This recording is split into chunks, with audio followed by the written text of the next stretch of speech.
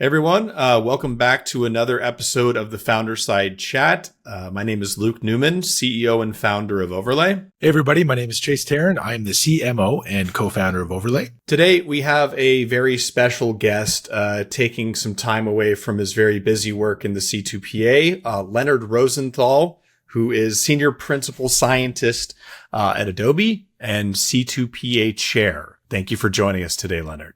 Oh, my pleasure, Luke. Thanks for having me.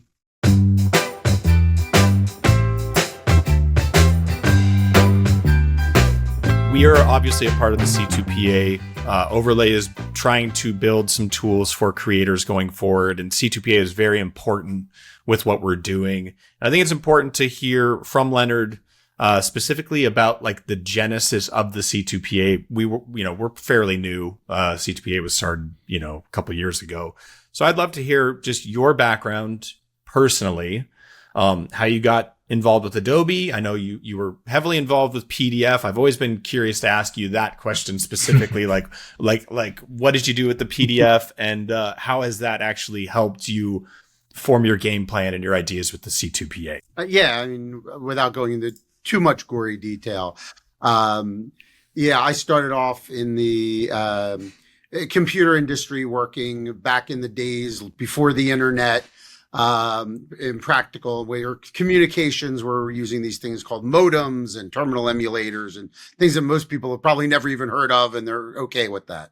I reached out to friends of mine in the industry and they said, you know what? Adobe just discovered this thing called the internet, and we don't have anybody at Adobe that knows what to do with it. We have lots of really, really smart graphics people, and this is in the mid 90s, but we don't know anyone who understands all this other stuff.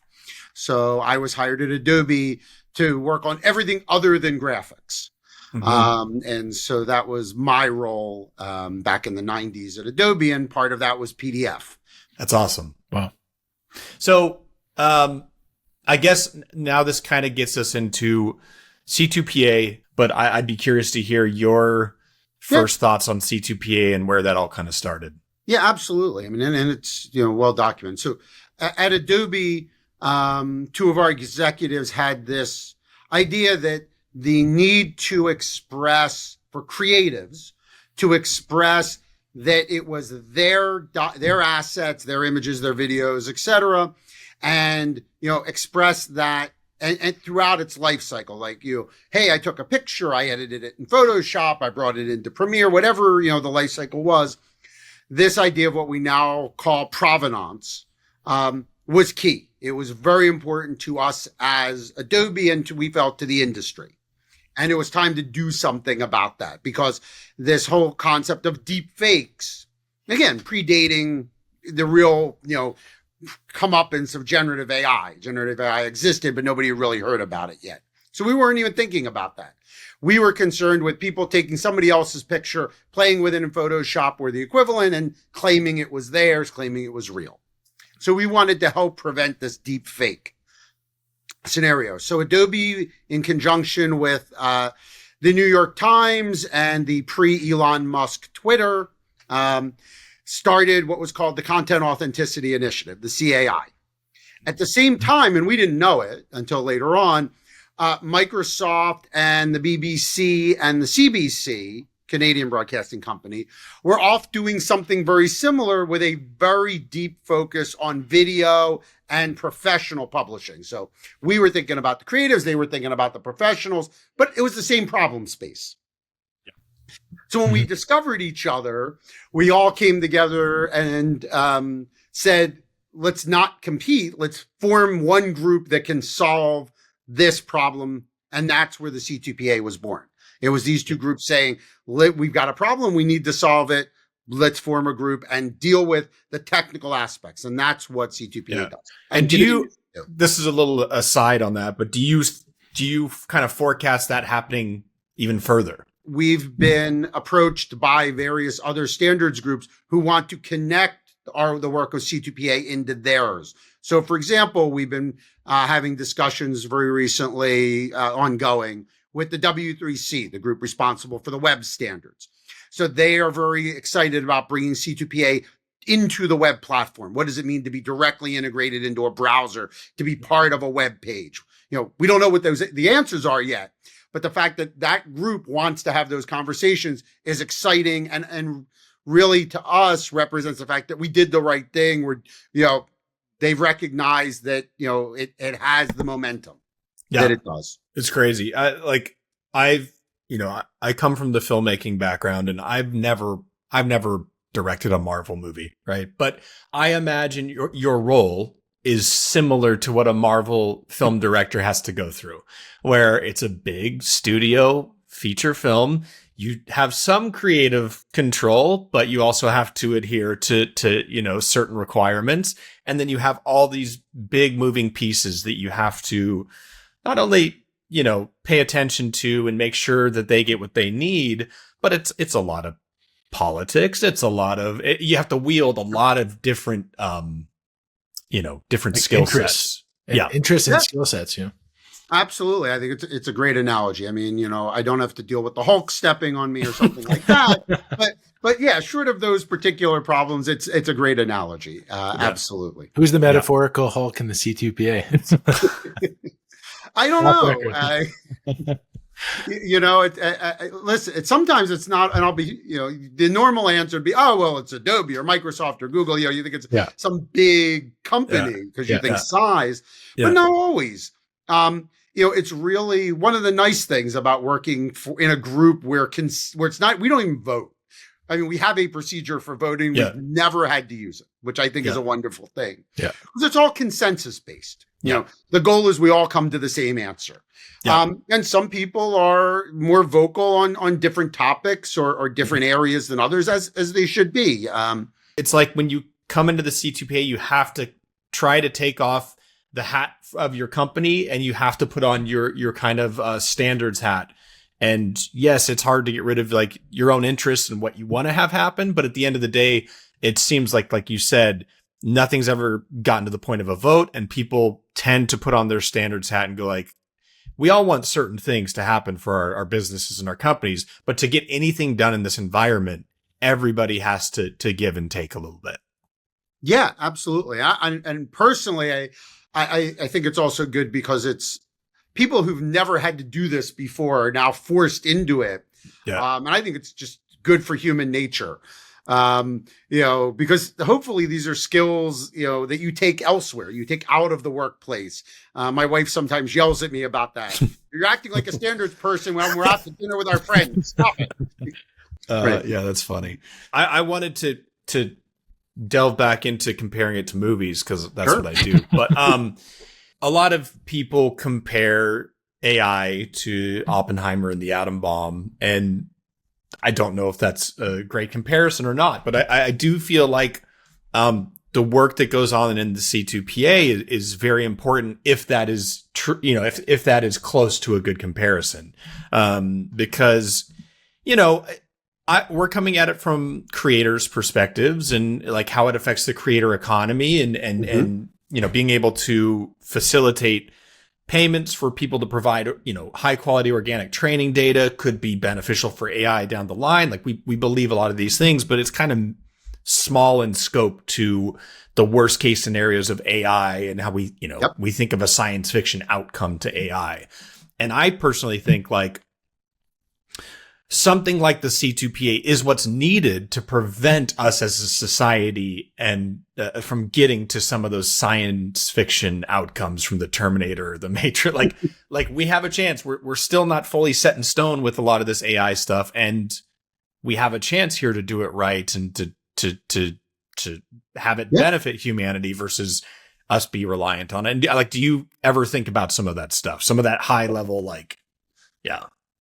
Absolutely. Although I will say I don't think of like Terminator or Oppenheimer as the things, but I absolutely do think about how this stuff helps humanity. It's one of the reasons I was very excited to be involved from the beginning. Like why, I took time away from what I was doing previously to invest in this, and now it's a good. You put a lot of time into it. I do. Yes.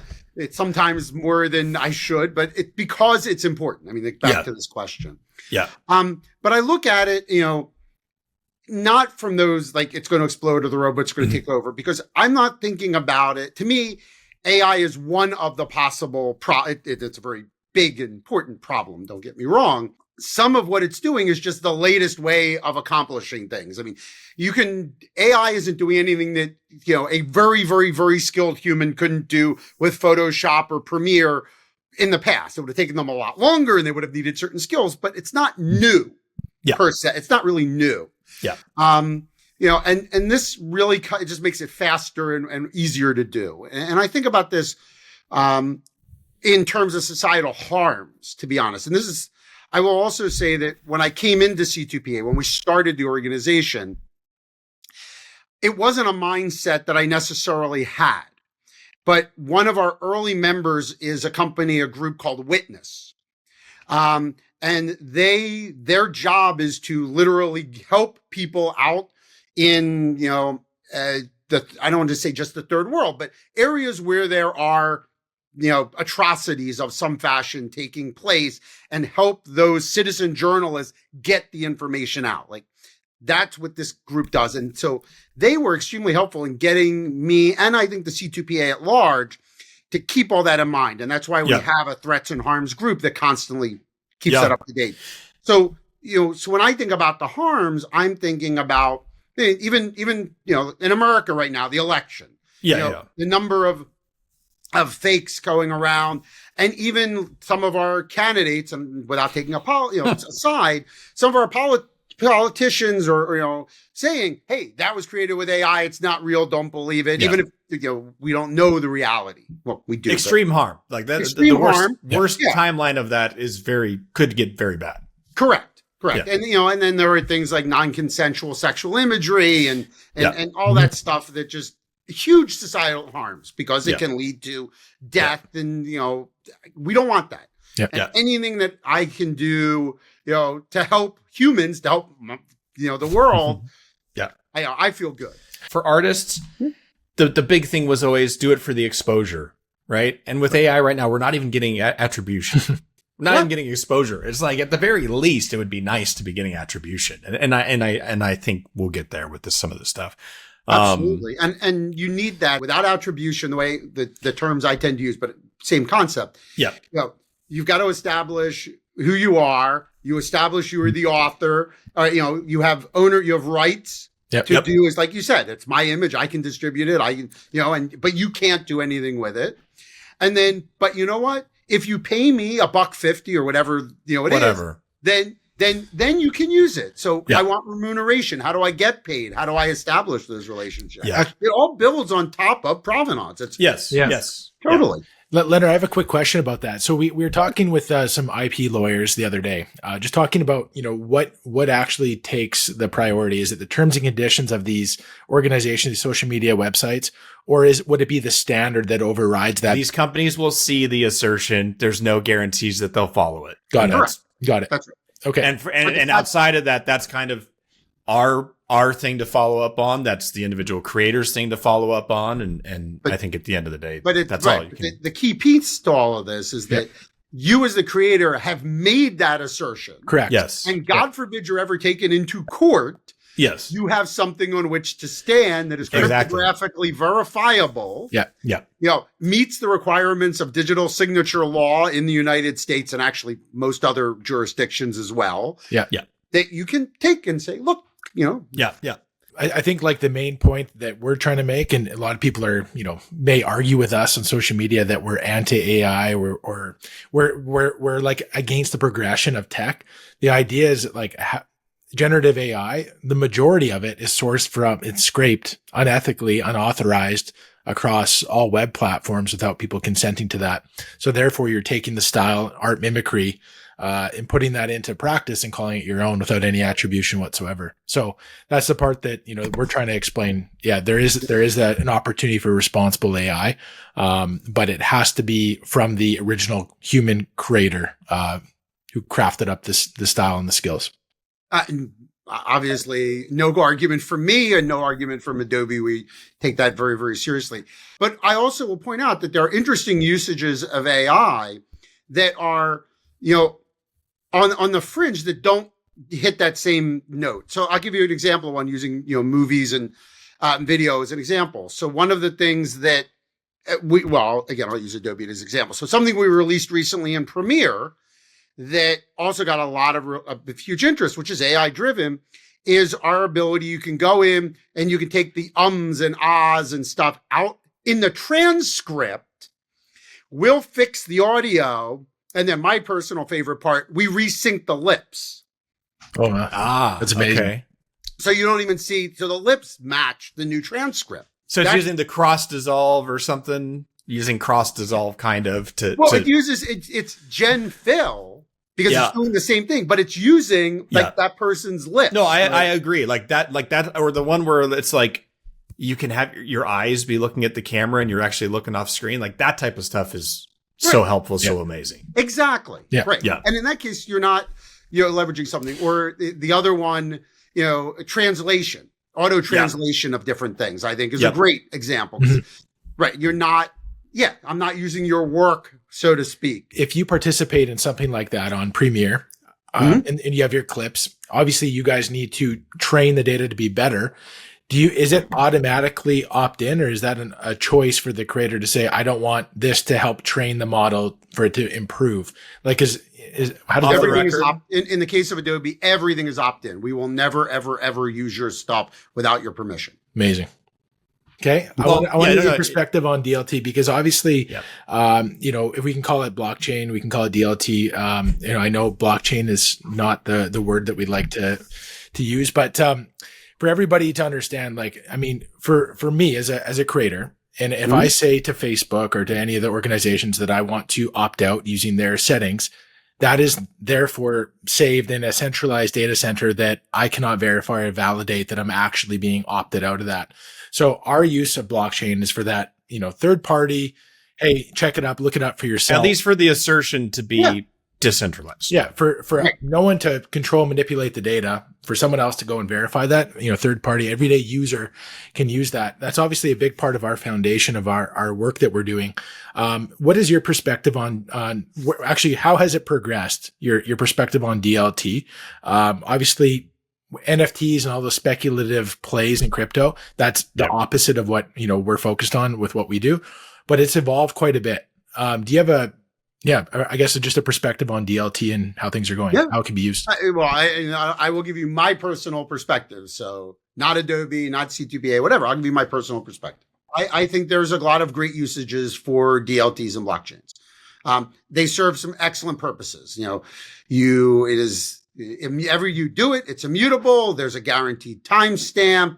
There's some great, amazing use cases for the technology, and no question about it. And I think what you folks have done and others who participate in C2PA's Ledgers task force have found those great use cases for that. So it's not, I'm not a big fan of cryptocurrency, to be honest. Okay. I might have lost some money in that, but okay. I don't believe in cryptocurrency, my opinion. Yeah. So not a good use in my opinion, but there are lots of great usages. Is that kind of what you're trying to filter through in the C2PA? You kind of, there is something useful in the technology, but it's like you have to sift through all that garbage. I don't think we sift through it though. I think, what we've been very lucky in the C2PA is that folks like yourselves have shown up at our door and said, hey, look what we built using your technology and a DLT and this, and this. And can we talk and show you what we've done and figure out how we do better? And we're like, absolutely. Our position at the C2PA has always been, ledgers are great. The cloud is great, but we are not going to mandate any of that. Yeah. Because to do that, going back to this idea of societal harms. Yeah. Centralization, bad. Technology that can't be accessed in third world countries in the middle of a jungle, bad. So technology has to be accessible to everyone in a variety of ways. Our core stuff. Yeah. You can take it and put it on top of these other things, and we are fully supportive of that. Yeah. But we can't bake it in. So we have some feedback that we've read across different articles about, these standard organizations, specifically the C2PA and the speed, I guess, to the market, to the masses. Can you explain a little bit about, the opinions on speed and getting C2PA out there? Yeah, no, it's a great question. When we started, and this again, pre-Gen AI, my bet was we would not see significant take up for a minimum of 5 to 10 years. That was my initial plan. Like, if we got this, got serious adoption of 5 to 10 years, I would be very happy when we started. Wow. Then Gen AI hit, and all of a sudden that became 5 or 10 minutes. Yeah. We've proven ourselves. We've gotten that adoption. And not only, and I think the other thing was a lot of focus on the creation side up front. Get it into the creators. But I think what has now tipped the scale, because now end users are actually seeing it, is we're now seeing it on the consumption side. TikTok, Instagram, LinkedIn. But now we're in this world where both sides, it's there, and nobody can say, well, why am I creating it? Because nobody can see it. Well, now you can see it. Why am I consuming it? Because nobody's creating it? Well, now everybody's creating it. We've gone over that hump. There's one exception to that. Phones and the related one, Apple. We've got Google as a member. Google is a very active member. Apple is Samsung. Apple. Yeah. Oh, Samsung is right. Samsung is on board. Oh, and a recent join, Huawei. From the Chinese side of, which is a huge phone platform. How close is X? Have you talked to Elon yet and his people? Well, again, it's a problem in that they were one of our founding members. Oh, really? Twitter. Yeah, Twitter. Okay. Member of C2PA. Mm-hmm. When Elon joined, like he did with many, many things, he burned bridges. He told us not interested. Grok does not feel C2PA compliant. No, Grok does not. Grok does not. X's display and none of that stuff is there. That's not to say he wouldn't or they wouldn't. I don't know. They aren't talking to us. I mean, yeah. But I think the need for it will bring them back. That's what I was going to say. The marketplace usually figures itself out in terms of, when we look and understand, like building the trust with the media, if it's not verifiable, then we can't trust it. We just assume it's synthetic. And he talks about it being an open forum or open square, whatever term he uses. Well, what happens when nobody can try, but it's all we're getting to that tipping point. Yeah. I think the other point is also going to be, the other thing that's happening, and I said early on, this was going to, kick things off, and now we're also seeing them, is policy.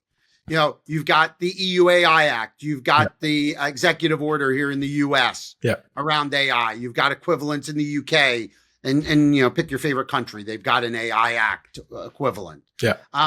That's also going to make a difference. Actually here in the US, even individual states. So, New York, New Jersey, California, Utah, Florida, all have bills on their state to be voted on around applying AI mandates. So what happens when California, let's take the one where Elon currently resides, and Twitter X is living, and in the state of California says any company producing generative AI shall label it. Yeah. That's why CA 3211? Yeah. Is so important. Yep, the WIX bill. Which is interesting because if you go state by state and you're consuming this information, like borders don't really exist in the internet, in the world of the internet. So I find that really interesting. I don't know how the American politics work, but I find it fascinating. Canadian here. Canadian. Yeah. Oh, well, I apologize. North America, it's all one big. Leonard, thank you for your time. Oh, I wanted to close it with, is there anything you want to promote, like C2PA wise, that we can look forward to here in the next month, 2 months? I think the big thing to promote, honestly, to your listeners is start using this. So content credentials, the technology behind that C2PA develops is, we just talked about, it's opt-in. Use it. I mean, it's there to help you as creators. It's there to help you and then help the consumers thereof. So if there's anything I could say, it's I'll say, quote, vote with your pocketbook, as it were, which is, when you go to choose software or hardware, pick one that adopts this technology so you can utilize it. That would be my call to action, as it were. All right. Leonard Rosenthol, everybody, thank you for your time, and we'll see you in the next episode.